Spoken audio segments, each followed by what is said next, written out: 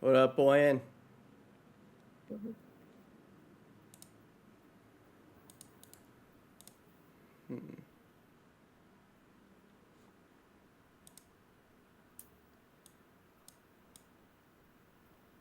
Okay.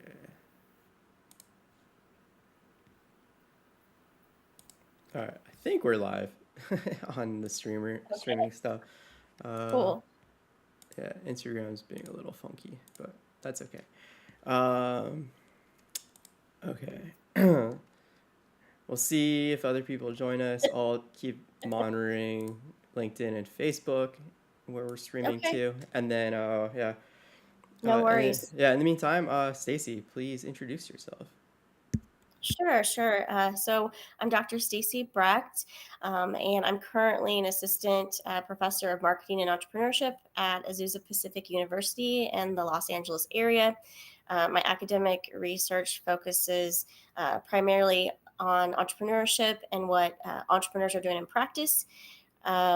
Currently, Dr. Susan Clark Munting from the University of North Carolina, Asheville, and I are conducting an academic research study exploring entrepreneurship and neurodiversity. So, if you are a neurodiverse entrepreneur, we'd love to hear more about your journey.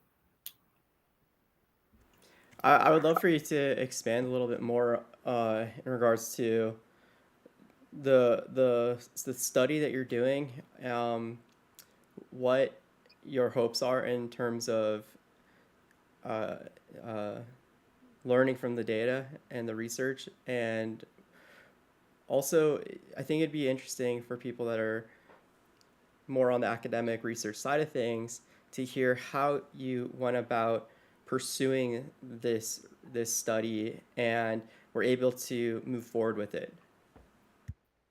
Okay, so we're in the beginning stages right now. This is definitely a more nascent topic. So, this is more of an exploratory study at this time. We're collecting more qualitative data before we can test anything. So, from a scientific perspective, I don't know what we're going to receive from the data.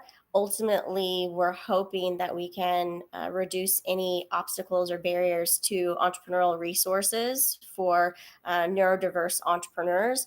We're also going to eventually include the intersectionality of genders. So, we're going to explore women entrepreneurship in conjunction with neurodiversity. So, ultimately, we just want to hopefully make the ecosystem more equitable. But again, we don't know what we're going to find until we hear more about neurodiverse entrepreneurs and their journey at this time. So we're going into it with an objective, open mind. Right on. Boyne, feel free if you want to jump on stage to let us know. Raise your hand. Um, uh, Stacy, in regards to like the research, how is funding working? How is intellectual property working with a study like this, especially if it's associated with universities or multiple universities instead of just one? And what sort of uh, approach does a researcher take in an endeavor like this in that regard? So I'm the lead investigator on this study, and so I have to go through an internal review board at Azusa Pacific University. So the university has to sign off on all of the data collection protocol, the whole study, to make sure that all the subjects are safe. So there's a whole legal component to it. So the legality is much more important because of the subject matter, correct? Yes, but we are not accessing medical records, so that we're not at risk with that. Um, these will be participants who have who come forward and who want to volunteer to tell their story, who have been diagnosed by a medical professional, but we're not asking any access to personal medical records. But yes, it has been a challenge. It's definitely, as I mentioned, a more nascent field. I mean, entrepreneurship is already in academia, but then you add neurodiversity and gender on top of it, and we're seeing what we find, which is kind of the exciting part of research. It's awesome. Um, let's see. Let me see what's going on over at the other channels. If got any extra questions coming in. Um, so with other relation to your subject matter that you teach on, there's marketing and entrepreneurship. I'm curious in regards to early stages with a company and a lot of students in pursuing an ambition, a business venture. How have things changed in academics in regards to what priorities are being taught in the methodology of coming up with an idea and pursuing that for entrepreneurship? That's an excellent question. Business in general is changing rapidly because of technology. Education is no different. For instance, The methodology this of is a Pacific University. We are actually turning in our campus-wide pitch competition into a class. So a lot of the students who will graduate from the School of Business will be learning how to put together not only a business plan, but they are going to be learning how to pitch their idea. And it's something that they're going to have to do to be a graduate from the School of Business. So there's a combination of theoretical foundation, but then more importantly, learning how to apply it in a real life scenario to equip them for a real life scenario.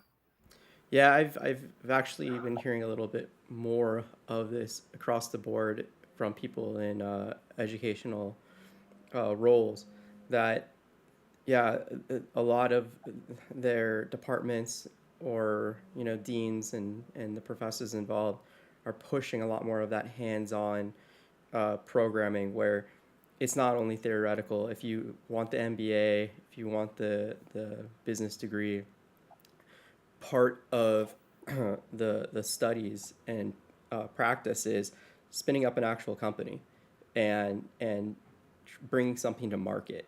So it's really interesting to hear about more of that. And how much do you think startup methodologies and lean methodology, agile development kind of has influenced that? Can you be a little bit more specific on what methodologies you're referring to? Yeah, so like if you if you trace back a lot of the best practices in startup businesses today, it stems from agile development. So a lot of it's Scrum or Kanban, and then that's on like the project management side of things. But then there's also lean methodology, which is trying to go to market as quickly as possible while exerting the fewest resources necessary to. You're kind of referring to a bricolage theory, right? And well, I don't. I'm not academic, so No, you'll that's okay. yeah, you It's can basically educate me.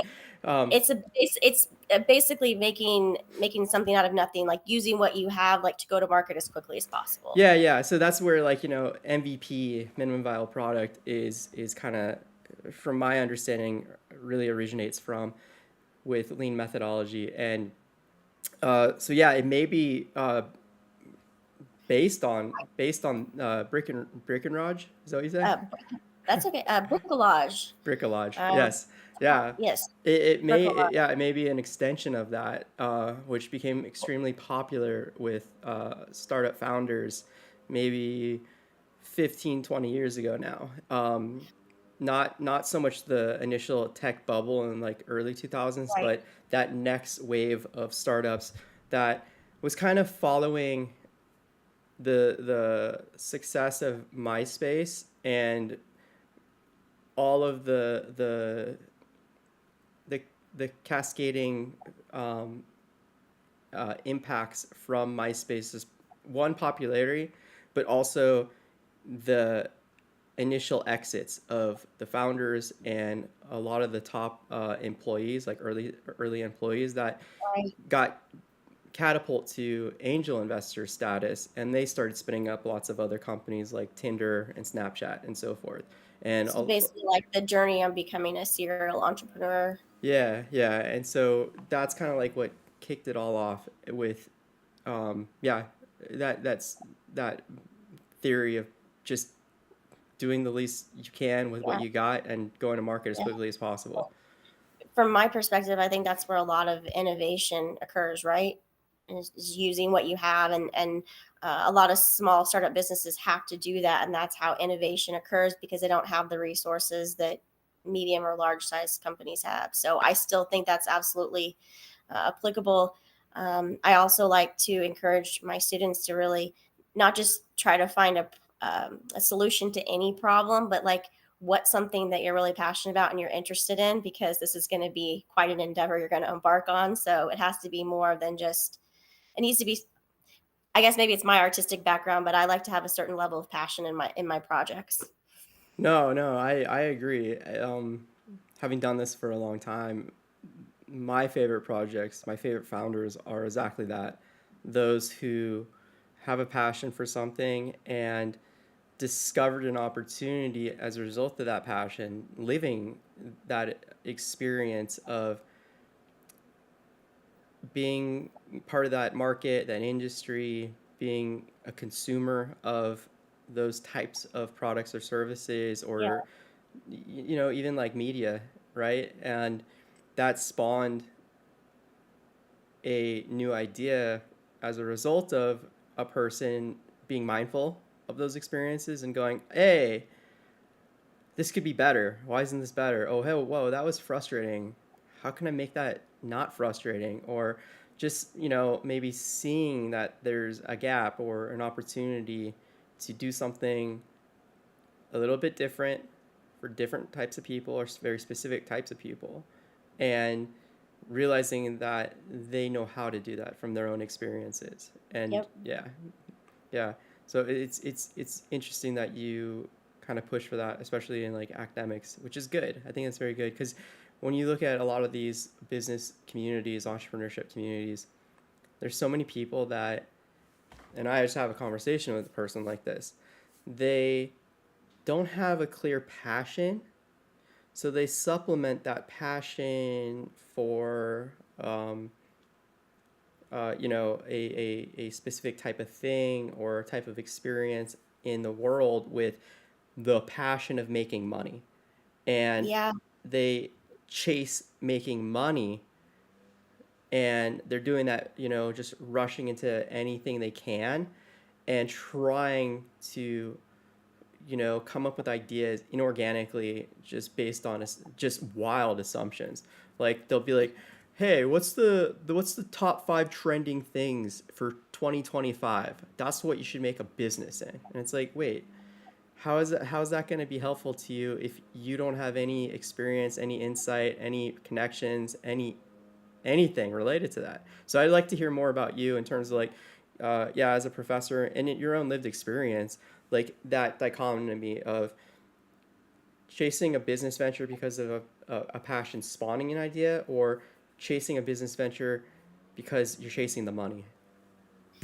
I mean, it's a balance, right? Because at the end of the day, like business is all about an exchange between a buyer and seller. You hope two are both better off because of it, and there's a profit involved, right? You make something, right, to live off of. So it's certainly a balance. But I think for me personally, what's led me is really finding what I'm passionate about and trying to intersect my interests and my gifts in a way in the business world that can help others. So my driving force is to help others, and I think at the end of the day, business in general is all about creating value for other people and helping people. So I think if you really hone in on how you are helping and creating value, um, you can make the world a better place. I know that's idealistic, but that's my perspective.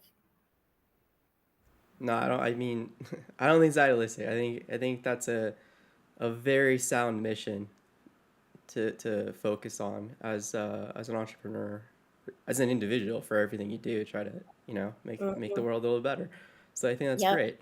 Um, yeah, I'm curious. As businesses grow, right? They're going through different stages of their life cycle, and there's different milestones that they're trying to achieve in order to get to the next stage. When a business is a little bit bigger, they're scaling. They've got, a decent amount of capital, either because they're generating immense revenue from the company itself, growing organically, or because they got a capital infusion from, investors with like a seed Mhm. round, or excuse me, like a Series A round or later. What, in your experience, is the biggest kind of challenges between that early stage business and that later stage business when it comes to the marketing and branding, and where are the like most common mistakes you see from a founder or leadership team? I think one of the biggest challenges going from a startup phase to getting, like you said, that especially if you get like the capital, an investor, is you have to give up some control of what your initial branding and marketing is and what your vision is. So I think consistency can be tough once you're scaling, once you're transitioning to that growth phase. Um, some of the challenges that I've seen, of course, is having two co-founders with totally different missions and visions, especially once that capital is received and the business falls apart.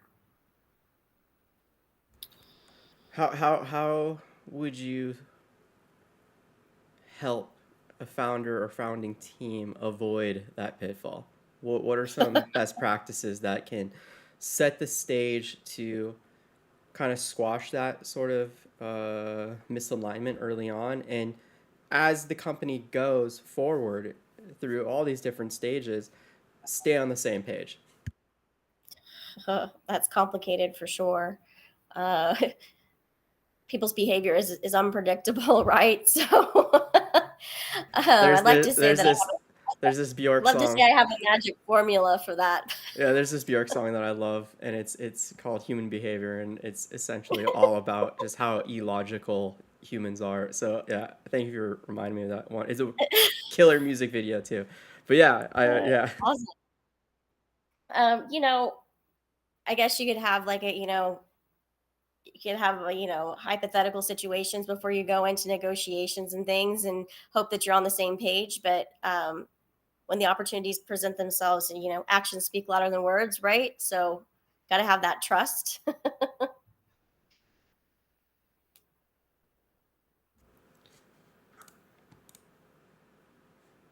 Boy, what do you got? You're welcome to come up. I'm watching other chats. We're good. But yeah. I'm gonna put you on the spot. But yeah. That's Um yeah, while we wait for Boyne to give us some good questions. Um there we go. You've been guilted to come say hi. All right, come on up. Hello, guys. Hey. hey, how's it going? Nice to meet you, Dr. Stacy.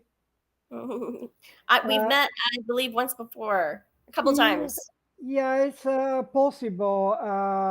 I don't recall where exactly, but either in the VIP lunch or maybe in the Lutheran University, uh, the Entrepreneur Center. I think we met at one of the luncheons, and then I met you at one of the previous office hours.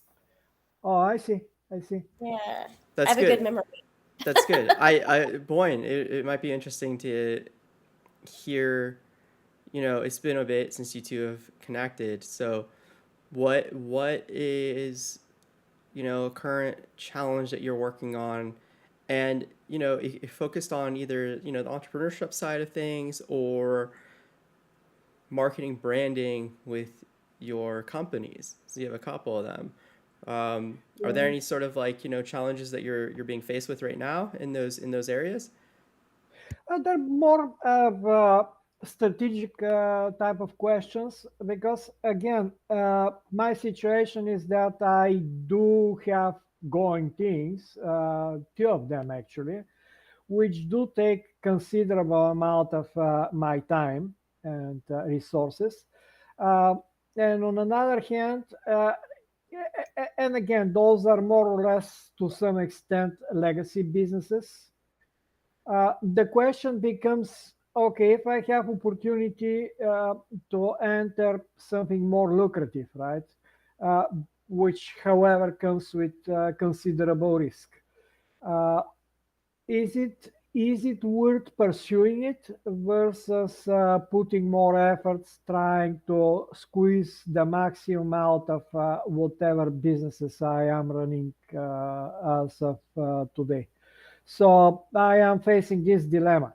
And again, it all boils down to resources versus opportunities. I mean, yeah, cost versus reward.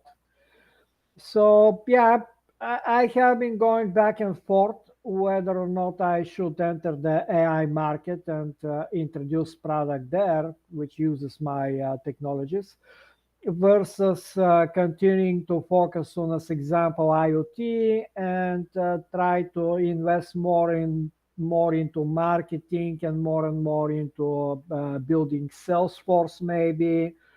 So that's kind of the question. It's not necessarily a specific item. It's much more of a deciding on appropriate direction or recommendation for the best possible direction I should be taking.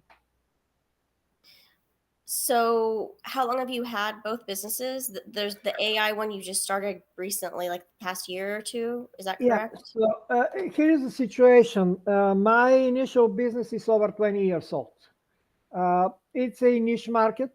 I don't see a huge expansion there potentially. And So what market is it in?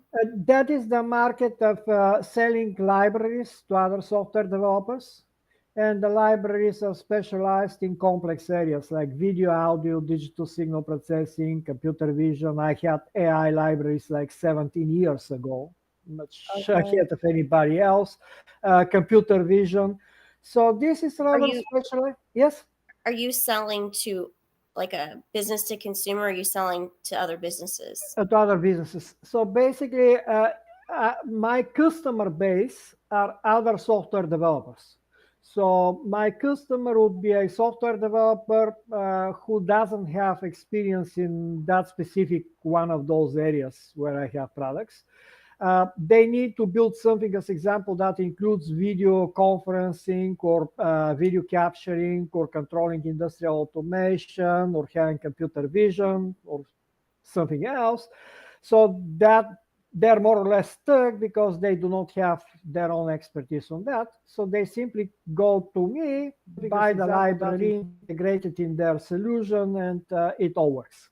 So that is the business model there. And again, this is a relatively niche market, obviously. Uh, there is not much competition. There are not many others that offer anything in those areas. Pouring resources into marketing there doesn't necessarily make much sense because, again, I mean, anybody who is looking for the product more or less discovers me. So, and that business more or less has reached its theoretical, to a very big extent, its theoretical potential. The next business is the IoT and the embedded devices. Now, this is area that is not as hot today as it was, let's say, 5 years ago. I started it 10 years ago. It's been growing. The growth has slowed in recent years. I mean, just because of a shift to interest to AI, but it continues to gradually, slowly grow. I never invested considerable efforts into marketing and stuff like that. Again, because I don't have much of a competition for the type of product I develop there. However, still there is a vast number of people that haven't discovered the product. So some investment in marketing there could grow it. The question is I mean, again, uh, there is some limitations in terms of being somewhat of a niche area. Again, not everybody is doing embedded development. The demand is still to some extent limited. And So, finally, the third, yeah, just to compare the three, the third product, which I'm in exploratory stage, I have not really invested massive amounts of development there, other than some experimental work and exploratory work. The third product is again a visual tool for no-code development of AI functionality. Now, obviously, there is a lot of demand for such type of tools. This time I work with a potential partner. He did marketing research. He believes the market is quite big. Uh, Again, the risk, however, is quite big. Again, I have to invest into developing brand new product and entering brand new market, creating a brand new business. Yes, I'm utilizing a lot of what I have already developed, but it all comes with risk and a lot of overhead. The question is, does it really make sense to do that or not? That's as simple. that's obviously very complicated. So let me ask the business that you've had the longest, the niche business. You said it's still growing steadily, No, right? that business has become the longest running business has become relatively stale, and there is shift in the market situation and so on and so forth that has led to not that much demand for such type of products. But So that but business is relatively stale. I am simply maintaining it, but I am not looking to necessarily invest a lot into that. so The sales question becomes have between sales the have IoT business and the AI business. So those are the two that are the main focus of balancing act. Okay, so out of the AI is the newest one then. So you Correct. have three businesses. There's two that Correct. you are trying to balance resources with. Is that correct? Effectively, you can say so. Of course, something goes into the legacy business, which I'm maintaining, but I'm keeping it to relatively limited resources there, just to keep Out it of the going. two that you're focusing on, which one is more established in regard to customer base?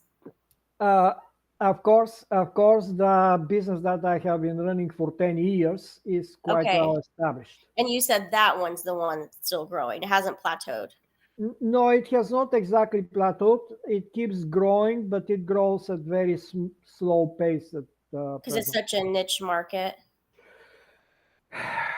It's difficult to say. It was growing quite rapidly, but simply the enthusiasm shifted to the AI, and that has cooled it down to big extent. There is very big chance of the enthusiasm returning to it because IoT is not going away, and we need more and more robotics, right? Right. And more automation and embedded systems. So it's the potential is there. The question is again, I have to balance between the two, and obviously AI is also another very hot and big growth potential area. Is there any way that the two businesses could complement each other? They do complement to very big extent. All of my businesses, they complement each other. I design them and I maintain them of very large extent of common development base, but each of them has its own demands, of course, Have you in terms of thought about customization. in your new AI venture? Have you thought about offering any like bundled packages with the two companies? Yes, I offer in general for my other two, I offer bundle packages, and yes, I do plan to offer bundle packages as well. Yes, absolutely. Okay, cool. And Not then not only not only their bundle packages, everything I develop is designed to work seamlessly with each other. So they serve different right, markets, but they do have interconnection points, and I make absolutely seamless integration, practically zero effort integration between them. with the bundling, Do you have much competition? Well, again, the each of the products has very limited, or in many cases practically no competition, even Okay, less so in terms of so bundling. it's Again, more of Very a few. monopolistic. There's only a few. The So you're one of the very few. correct, correct, correct. Okay, interesting. So you don't really need to spend a ton on marketing if Mhm. there's not a ton of competition, right? Yeah, the problem is, again, with Visuino. Let's focus on Visuino because it's a very good example. So in essence, it's a visual development tool. You don't need to know software development in order to program all kinds of hardware similar to what you see around me, right? Hmm. So, however, what it competes against? It competes against traditional software development, right? Where you sit and day in and day out, you write code. So, uh, in that respect, yeah, you can achieve the same with both tools. However, if you write code, it will take you a few months to develop your solution. If you use this approach, you can do it in a couple of hours. So it's And when you say effectively, this approach, you're referring to AI. I'm referring to graphical development. Okay. Okay, there is no AI in this case. So instead of writing code, you visually design as a form of blocks with connections between them, how the data will be processed, and that automatically programs your device. So anybody who learns about that immediately, more or less, jumps with very few exceptions, jumps into it. So the problem is how to make people discover it, right? Once people discover it, they pretty much jump Right. into it right So away. from what So you're there is telling, a reason for marketing here. There has to be effort for marketing.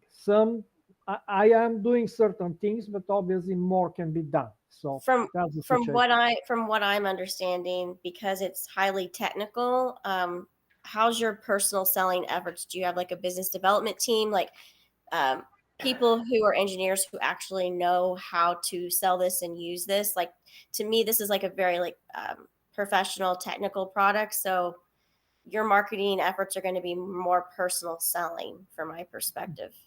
Yeah, well, in general, Visuino, when it was introduced, and we'll focus mostly on it because it's the most interesting in terms of questions for marketing and stuff. When I introduced it during the makers boom, and The it was what? initially it was a product that was designed for makers, beginners, artists, people with zero software development experience to be able Okay. to build their projects, right? Okay. And that was the market focus at that time. And the marketing, again, I am extremely small operation. I do develop everything myself. Initially, I was doing the marketing again myself. Now I have a partner who is focused on the marketing. The marketing was done through news groups, posting video tutorials, posting tutorials on tutorial type sites like Instructables or Hackster.io and Hackaday and similar type of websites. Uh, and yeah, creating Facebook and other groups where people can join and explore more the product. So that was the type of marketing, and we continue to do this type of marketing. However, now there is also a professional version of the product, which is targeted at Okay. the mainstream industry. And this type of approach doesn't work very well for the professional version. We are looking at how best to approach there. Maybe it's time for me to create a more traditional, I mean, door-to-door type of sales force or partnership or something to approach companies for company-wide adoption. Again, in this case, I have two markets. I have the very general public market for makers and beginners and Right. hobbies, people like that. On another hand, I have a completely different market, which is a professional market of engineers and companies and So stuff like from that. my perspective, if you're wanting to have some more resources to fund the AI, I would focus on more of the business to business side Okay. and try to grow that because Mhm. that's typically Mhm. where more profits come from. Agree. Agree. Um, so my question is, do you have a specific industry in the business to business segment of your product, the more advanced product that you, are there trade shows? What specific industries? Like, for instance, back in the day, I got my start working in the design and build industry. Mhm. So there were like marketing professional services for engineers, architects, Mhm. construction builders. So depending on your industry, you can find trade shows and professional groups to network Mhm. with. Mhm. But Mhm. I don't know Understand. specifically. Do you have a certain, like, is it like, for instance, pharmaceutical industry, medical? Like, who are your business to business clients? What industries are they in? Yeah, they're in any industry that develops embedded devices. So as well as industrial and building control. So industrial building control, aviation, space industry, amusement parks, including, I mean, there is a whole amusement park in Brazil that was programmed with Visuino effectively. Uh, their industrial automation companies. I have a large number of companies, including Rolls-Royce. I mean, their customers. Uh, the the tool is fairly universal. So yeah, you're making good point. I should probably look at specific and try to focus initially on one Because or the two way industries you and need to go. really Yeah. hone in on who your target market is, because the way you're going to target each industry is going to probably differ quite a bit. Yes. So I would like, it's great that you have diverse businesses you work with, but as far Mhm. as maybe focusing on growth, I'd really figure Mhm. out where do you have the most accounts, like Mhm. what Mhm. industry, and figure out how to grow Mhm. that segment. Mhm. And then you Mhm. can branch out to other Mhm. segments. Mhm. Very good point. Very good point.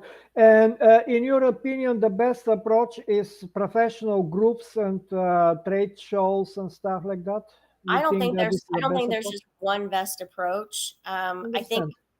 the reason that I'm saying really get to know your industry. So I've done marketing and entertainment. I've done marketing, as I said, for engineers and architects, Mhm. Mhm. and they operate differently. The way I'm Mhm. going to network in I mean, there's some crossover, right, in business development. Um, but it's, for instance, when I got in entertainment, it was much more casual than working with attorneys and engineers and architects. It was just a different vibe. So you really need to figure out who's your target market and how can you serve them best. You have to I see. really understand that, and from my perspective. I see. I see. Okay, no, that's a very good point. Again, I'm gathering advices from different people and evaluating them and looking for gold, effectively. And your input is very good, and it aligns a lot with the direction I have been considering. So you're simply reaffirming things that I have been considering. Cool. Gary, do you have anything else to add that maybe I missed? No, I think that's good. The only, kind of follow up is, Boyne, if you're able to kind of see with your existing customers what their backgrounds are, where they're using your technology in, specific industries, specific fields. So you can have like a starting point of understanding this is where my product's being overwhelmingly utilized in, Mhm. and Mhm. start there as far as like Mhm. um, doing the research to find those associations that relate to that Mhm. more popular area where your product's being Mhm. utilized, because that also gives you a little bit of a leg up in being able to talk to those existing customers about how they're utilizing your product, and also getting more insight into their industry, their field, their market, and take that information as you go out into the field itself, to a convention, or find an online event that is congregating those people, and be able to speak from that very unique perspective that they have, Mhm. and uh, essentially showcase how your product has helped these other existing customers do the things that these Understand. new In people are doing. relation to to what you're saying, Gary, like, that'd be a good way to get insight into your loyal customers and figure out how you can create more value for them in the long term. And I mean, maybe it could be something where they co-create with you to be even more loyal to the product. Something Understand? that's really Yeah, for them. yeah. I do work to a very big extent with a lot of my loyal customers, and yes, we have done some co-development as well. I am even licensing the product I mean, to one of the customers. He created his own business, and he is paying me royalties for basically custom version of my product that they themselves distribute.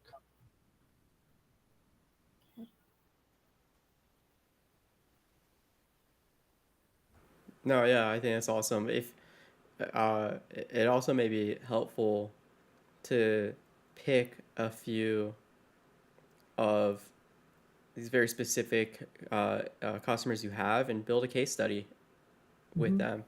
And Highlight case study, yeah. yeah, Hmm. to demonstrate or to Hmm. collect the information, both you know the impact and benefits that your product has had with their businesses, but also testimonials, right? So you can capture both the material benefits and also the emotional benefits of being able to utilize your product to more easily, uh, uh, yeah, program these physical boards and components. Uh, it's no code for hardware, right? So Yes. you're helping these people have a more enjoyable time being creative, being engineers, problem solving, and that's having an emotional impact in their lives in this profession. So if you're able to capture the data that represents again both the material benefits with their And the business emotional and then benefit. the emotional, it'll allow you to have a more compelling story to Hmm. new potential customers that you're Understand? able to identify and connect with. And that's how you can have a real persuasive pitch to them, real persuasive story that's relatable. It's more Yeah, humanized. So yeah. absolutely. By the way, Gary, I forgot that we can do that. I posted, remember, there is Visuino.com and there is Visuino.eu. And the EU has been updated with brand new version of the website. We're just introducing it. It will be ported to the .com as well. I posted link to the new website. If you're interested, you can take a look and let me know how do you like it so far. It's a complete redesign, effectively. Right on. Yeah. I just posted it in the chat. Yeah. Yeah, we're trying a lot of things, including in the new website. We have been posting other people's tutorials and projects that built and stuff like that. But in the new website, we are adding portal where people can provide, I mean, upload their own content, and it will be available on the website and stuff like that. So Right on. it's a much more interactive type of website. Cool. It's work in progress, but it's getting there. Right on. Yeah. Yeah, Stacy. I mean, in regards to those persuasive stories as a pitch, what are some best practices and conversely, what are some mistakes you see people make in trying to tell a persuasive story, either on a landing page or a sales deck or just in person, like meeting people at a conference? I would say to keep the focus more on the client and the value that you're providing, instead of being so focused on making the sale, and try to make it as authentic as possible. Don't lose sight of that. Try to take the ego out of it. Easier said than done. Yeah, yeah. No, I'm a big proponent of that. Authentic relationships. Don't be transactional. Just Yes. yeah, yeah. Try to find how you can uh, endear yourself to someone by being a normal person, not a freak just trying to make a sale. Yeah, That's right. Yep. More of a relational approach. yeah, um, But I yeah. love the case study idea. I think that's really smart. And you could, with their permission, of course, you could use some of those testimonies on your website as well, any marketing materials. Yeah, since the product is really popular, a lot of people they post videos and tutorials and everything else. So there is a lot of material, and we have worked with some of them to post testimonials and everything else. But yes, we have to be doing as much of that as possible. I completely agree. And we also partner with some YouTubers. We provide them free version of the most advanced version of Cool. the product and stuff like that. They're typically people that enjoy this type of stuff anyway. They post tutorials and stuff like that. So Oh, yeah, okay. we're building a network which of course helps spreading the word, but I'm looking for any kind of other possibilities or things I have missed myself or haven't thought about or have not spent enough to do. I think another, in addition to just focusing on the industries, because I'm looking at your website, is most of your clientele domestic or is it international? International, worldwide. Actually, most of my customers are out of the United States. I have relatively few customers in the United States. Okay. Okay. So that's going to obviously impact your marketing strategy too, right? Yeah. Yeah. Most customers, yeah, US is still probably the biggest market, but Germany is the second biggest, Australia is the third biggest, and then is Canada, and then go the other countries. I mean, Poland is also fairly big, but then yeah, then there is Japan and so on and so forth. Okay. So you get to figure out where the coolest conventions are all over the world to Yeah, There to you go go. visit. if I can And afford the budget for all yeah, that. and it's all part of the business, so it's all Yeah, good. I So understand. you get to Yeah, I go understand. hang out in Japan, hang out in There you Australia. go. Yeah, I used to go. I used to go and in conferences and do speeches and stuff like that. Now I'm getting a bit too old for that. I mean, yeah, the stupidest thing, I'll just say it for the fun of it, but the stupidest thing I did was my first international conference. I went and I thought, okay, those guys are paying me to go there because they typically pay me to go to those, right? So I have to give them maximum value. So I prepared six different presentations on six different topics. And it was like 2 days conference. And after the fourth one, I was already exhausted. So yeah, I mean, doing six 45-minute presentations, right, back to back more or less, is something that nearly is gonna kill you even if you're young, right? So nowadays I'm not that stupid anymore. Yeah, I'm a bit smarter. Take some time to have some fun too, right? Yeah. But they tend to be very exhausting, right? So you have to, for weeks before that, prepare all of the materials for the presentations and stuff. It's a lot of stress, boy. Yeah. Yep. Mhm. Well, it's good wisdom. So you just got to be more efficient, is all. Yeah, Yeah, and don't be so generous. That too. well, You just next time what you got to do is you're scheduled for five speaking slots, but it's only like two different topics. That way, it just gives people more yeah. opportunity to I, tune in I if their try to schedule make every wasn't single right. topic different, so to give maximum value again. Uh, that's actually my weakness. I try to give maximum value always in return. So that very much tends to come at my own expense, but that's just the way I am.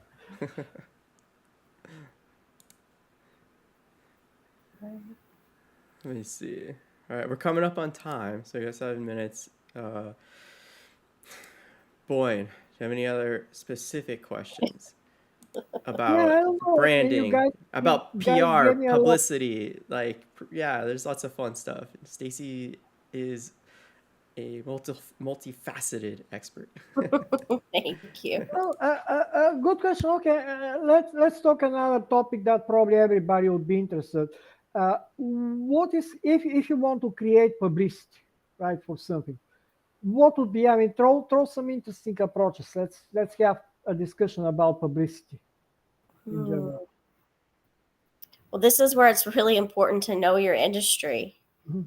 The way publicity is going to be effective in your industry is going to be very different than others. So, um, you want your publicity to communicate credibility for sure. And um, I would shoot for like tech journalists and things like that. You're going to want um, really credible business publications covering Mhm. Mhm. your Mhm. products from Mhm. my perspective. Mhm. Yeah. I was interested also in the general discussion of publicity and whether or not there is such thing as bad publicity. Because again, I mean, we have new administration, and part of the quote unquote success of the guy that got into this administration was constant publicity, typically a negative one, but it kept him in the spotlight and obviously worked well for him. Oh, how well? Okay, we don't know. But the point is there such thing as no bad publicity in this one? I don't like to speak in terms of absolutes. Um, I think it always goes back to what's your brand? What are you trying to communicate? Is it consistent? Is it off brand? Is it on brand? And try to be true to the company vision and mission as best as you can. But again, I'm not going to say that I don't like to speak in terms of absolutes. There's always exceptions. There's often, here we go, often exceptions to the rule. I That's the social sciences. going back to the starting point with this and in your statement in regards to knowing your industry, right, and trying to understand how to craft effective publicity. Where what's a starting point for doing the research to understand, or at least try to understand, what may work or may not work for your industry?